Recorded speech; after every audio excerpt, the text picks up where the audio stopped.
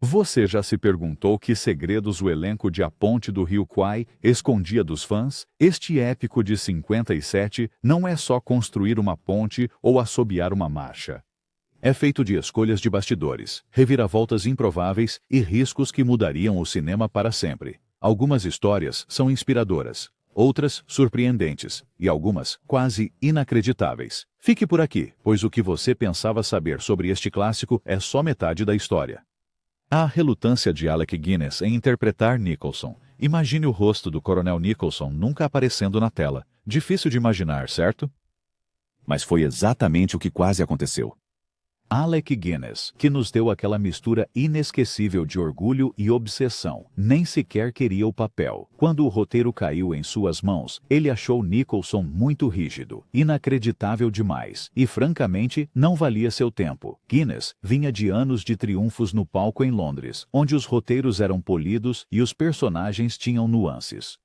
Em contraste, uma história na selva de um oficial britânico rígido, construindo uma ponte ao inimigo, parecia quase um insulto. O diretor David Lean teve que trabalhar mais que um sargento para convencer Guinness a fazer o papel. Em certo ponto, Guinness sugeriu mudar o final de Nicholson para algo mais heróico, temendo que o público não entendesse a espiral do personagem para o dever cego. Mas Lean manteve sua posição, dizendo a Guinness para confiar na arte. Relutantemente, Guinness concordou. O que se seguiu foi uma atuação que andou no fio da navalha. Um homem tão cheio de princípios que se tornou autodestrutivo. No set, Guinness não era fácil de lidar. Ele discutia as falas, preocupava-se com a percepção de Nicholson e famosamente insistiu em pequenos detalhes, como Nicholson saudando ao entrar no acampamento. Esses pequenos toques, ele acreditava, tornavam o personagem humano, não uma caricatura. Essa teimosia valeu a pena. Guinness levou para casa o prêmio da Academia de Melhor Ator. Mesmo assim, ele admitiu em particular que ainda não estava totalmente feliz com Nicholson. Pense nisso. O papel que Guinness quase recusou se tornou o papel de sua vida, gravando-o para sempre na história do cinema. Sem ele, o filme poderia ter perdido sua âncora. Às vezes, a relutância gera genialidade. A volta inesperada de Sessue Hayakawa. Agora, vamos falar de um retorno que você provavelmente não esperava. Sessue Hayakawa, que interpretou o Coronel Saito, não era uma novidade em 1957. Ele foi um galã do cinema mudo décadas antes, um ator japonês que uma vez rivalizou com Rudolph Valentino em popularidade durante os anos 1910.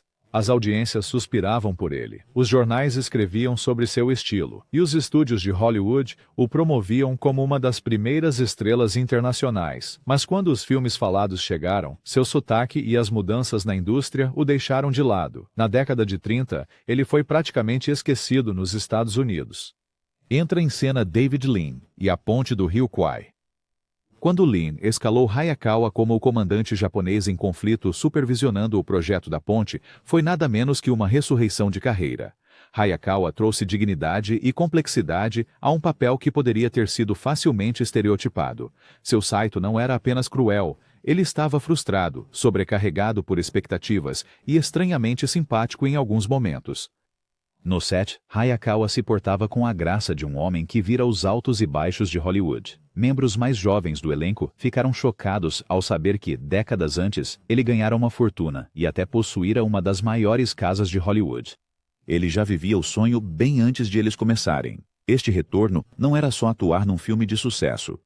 Tratava-se de reaver o respeito de uma indústria que o havia descartado.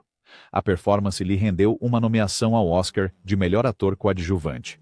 Não é mal para alguém que muitos espectadores americanos consideravam um novato. Sua autoridade discreta e presença de tela imponente lembraram ao mundo que o verdadeiro talento não desaparece. Ele espera pelo palco certo para voltar a brilhar. O Saito de Hayakawa persiste, pois é mais do que um vilão. Ele é um homem aprisionado entre o dever e o desespero. E o retorno de Hayakawa concedeu-lhe o peso trágico que a narrativa exigia. Falo de um detalhe que a maioria dos fãs nunca percebeu por completo. Isto não foi uma fuga. Foi um verdadeiro renascimento. A famosa marcha assobiada quase não chegou a acontecer. Qual é a primeira coisa que lhe vem à mente de A Ponte do Rio Kwai? Para a maioria das pessoas, não é a ponte, nem sequer a selva. É aquela melodia assobiada inconfundível. A marcha do Coronel Bogey. Alegre e zombeteiro, ficou tão ligado ao filme que é impossível imaginá-lo sem ele. Mas o mais surpreendente é, esse assobio quase nunca entrou. David Lean queria algo para definir o tom, enquanto os soldados capturados marchavam para o acampamento, uma trilha sonora que transmitisse desafio, união e um toque de humor. A marcha do Coronel Bogg foi sugerida, mas Alec Guinness e vários outros acharam que beirava o ridículo. Será que um grupo de prisioneiros exaustos poderia realmente marchar para um campo de prisioneiros assobiando como meninos de escola? Lean argumentou que sim. Não era sobre realismo, era sobre espírito. No set, alguns atores penavam para manter o ritmo, carregando seus equipamentos no calor sufocante do Ceilão. Assobiar sob aquele tipo de sol parecia mais tortura do que rebelião. No entanto, quando as câmeras filmaram e o som ecoou na selva, Lean soube que tinha achado ouro cinematográfico. A ironia, a marcha não foi escrita para o filme de forma alguma. Era uma melodia militar britânica, que remontava à Primeira Guerra Mundial. Ao inseri-la, Lean acionou uma memória cultural. Para o público em 1957, a melodia não era apenas cativante, era simbólica. Soldados a tinham usado como uma canção de protesto atrevida, e aqui tornou-se o estandarte de resistência dos prisioneiros. Agora, décadas depois, não se pode ouvir essas notas iniciais sem imaginar uniformes suados e uma fila de homens desafiadores assobiando sob guarda. É um daqueles acidentes cinematográficos que se tornou um momento icônico. Uma melodia que poderia ter sido cortada por ser muito boba acabou assobiando seu caminho para a história. Jack Hawkins e a voz que ele perdeu. Jack Hawkins era o tipo de ator que fazia a autoridade parecer natural. Como o Major Warden, ele transmitia uma força tranquila, o tipo de homem em quem você confiaria para manter a calma no meio do caos. Mas há algo que a maioria dos fãs não sabe. Anos depois das filmagens, Hawkins perdeu a própria ferramenta que lhe conferia aquela presença imponente, a voz. Nos anos 60, Hawkins foi diagnosticado com câncer na garganta. Cirurgiões o salvaram, mas para isso, tiveram que remover suas cordas vocais. Para um homem cuja carreira dependia de sua voz profunda e ressonante, foi um golpe devastador. No entanto, Hawkins recusou-se a desaparecer silenciosamente das telas. Em vez disso, ele continuou atuando. Como? Deixando outros dublarem suas falas. Em filmes como Lawrence da Arábia e Zulu, seus lábios se moviam, mas a voz de outro ator preenchia o teatro. As audiências nunca perceberam. Eles ainda viam a mesma mandíbula forte, os mesmos olhos penetrantes e a mesma autoridade. Era um triunfo silencioso da determinação sobre a perda. Em A Ponte do Rio Kwai, Seth Hawkins estava no seu auge. Ele encarnava a liderança pragmática de Warden, o contraponto à obsessão de Guinness. Assistindo-o em filmes após sua cirurgia, saber o que ele suportou dá um brilho agridoce ao seu trabalho anterior. Você não está vendo apenas um grande ator, está vendo um homem que mais tarde lutaria para manter sua carreira viva contra o impossível. Hawkins morreu em 1973, mas sua presença na tela permanece inesquecível. Sua história nos lembra que, às vezes, as atuações mais fortes vêm não apenas do talento, mas da garra, o tipo de garra que o próprio Major Warden teria admirado. Memórias reais de prisioneiros de guerra por trás do filme. A Ponte do Rio Kwai é baseada em ficção, mas tocou em pontos sensíveis porque não era totalmente fantasia. Embora o romance de Pierre Boulle tenha sido escrito por alguém que nunca foi de fato um prisioneiro de guerra, muitos do elenco e da equipe tinham ligações diretas com experiências reais de guerra. Isso tornou a história um pouco mais pungente. Durante as filmagens no Ceilão, figurantes britânicos que viveram a guerra atuaram como prisioneiros de fundo. Para eles, a marcha, o calor, a sensação de desesperança não era apenas atuação, era memória. Alguns compartilharam suas histórias com o elenco, contando como suportaram doenças, fome e trabalho exaustivo em campos reais. Isso deu ao filme uma autenticidade que ia além dos cenários de Hollywood. Mas é aqui que a coisa se complica. Veteranos reais que sobreviveram aos campos de prisioneiros japoneses protestaram contra o filme após seu lançamento. Eles argumentaram que ele suavizava a verdade. Aos olhos deles, o filme retratava oficiais britânicos como muito dispostos a cooperar, muito ansiosos para seguir as regras, quando na realidade, os campos eram marcados por crueldade e resistência, não por filas organizadas e marchas assobiadas. O próprio Alec Guinness admitiu que se sentia desconfortável às vezes, percebendo que o orgulho de Nicholson poderia ser lido como colaboração em vez de coragem. David Lean defendeu a escolha, insistindo que era um drama psicológico, não um documentário. O confronto entre Entre memória e cinema, o filme se tornou uma das histórias de guerra mais debatidas da época. O que os fãs não percebem é que essa tensão está no DNA do filme. É por isso que a história perdura. A ponte não é só uma estrutura, é símbolo de verdades conflitantes, dever versus sobrevivência, honra versus realidade. Para o público, foi um entretenimento emocionante. Para os sobreviventes, um lembrete de feridas nunca curadas. Esse é o peso oculto por trás das cenas da selva e do final explosivo. Você não está apenas assistindo ficção. Você está assistindo ecos de dor real refratados através de atores que ouviram histórias que ainda assombravam aqueles que as viveram. A cena explosiva da ponte, filmada em um só take.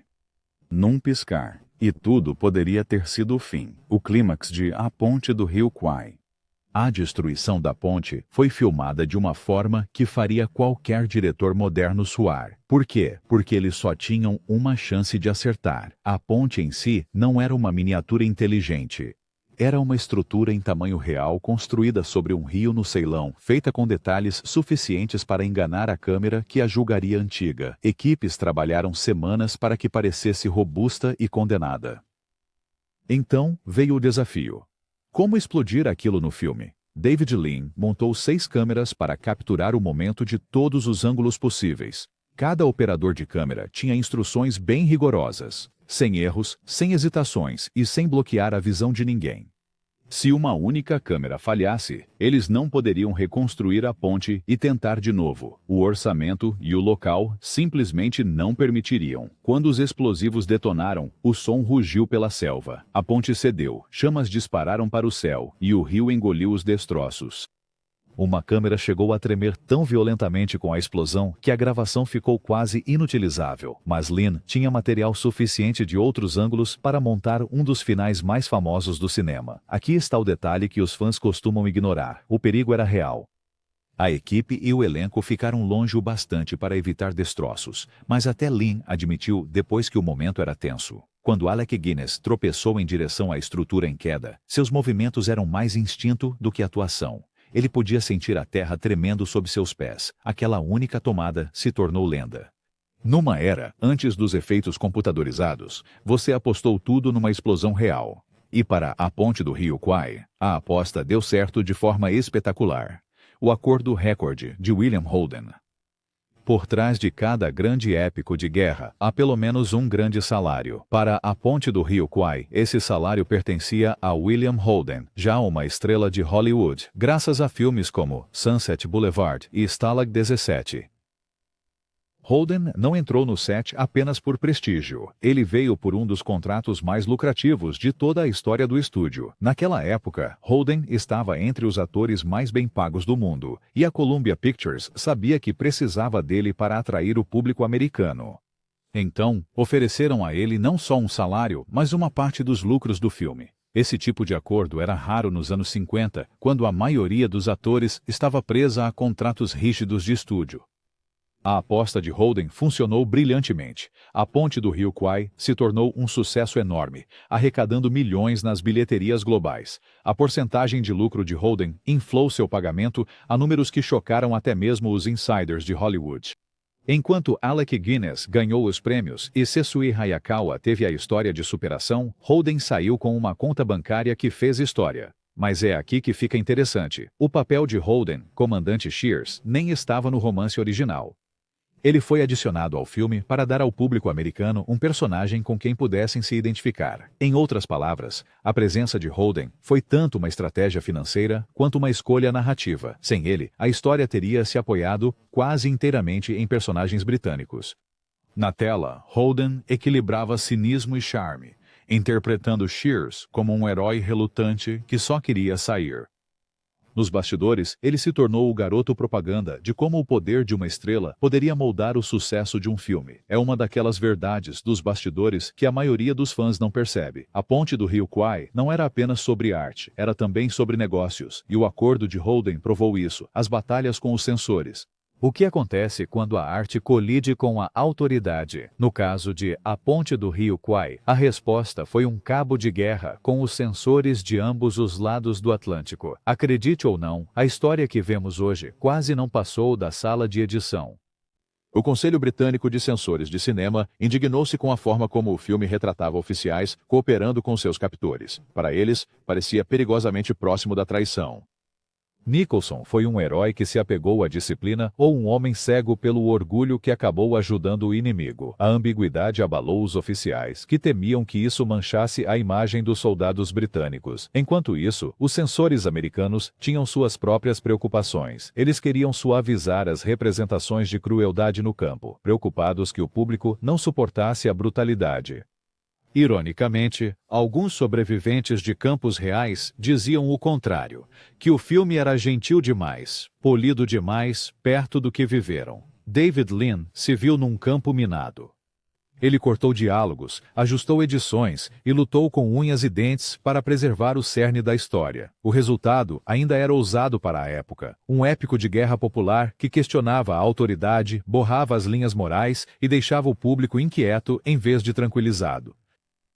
Muitos fãs não percebem o quão revolucionário aquilo foi em 1957. A maioria dos filmes de guerra da época celebrava heróis e vilões bem definidos. A Ponte do Rio Kwai descartou isso, substituindo-o por um drama psicológico. Os censores não conseguiram impedi-lo totalmente, mas deixaram suas impressões digitais no corte final, aparando as arestas que Lean originalmente imaginou.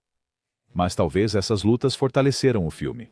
Ao forçar Lean a andar na linha, os censores o obrigaram a criar uma história com camadas suficientes para satisfazer os oficiais, enquanto ainda provocava o público.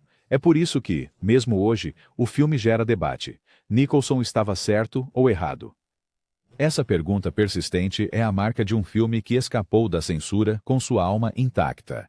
Geoffrey Horne, o último sobrevivente. Toda epopeia precisa de um rosto jovem, e em A Ponte do Rio Kwai, esse rosto pertencia a Geoffrey Horne. Ele interpretou o Tenente Joyce, o oficial nervoso, mas determinado, escolhido para uma missão quase impossível.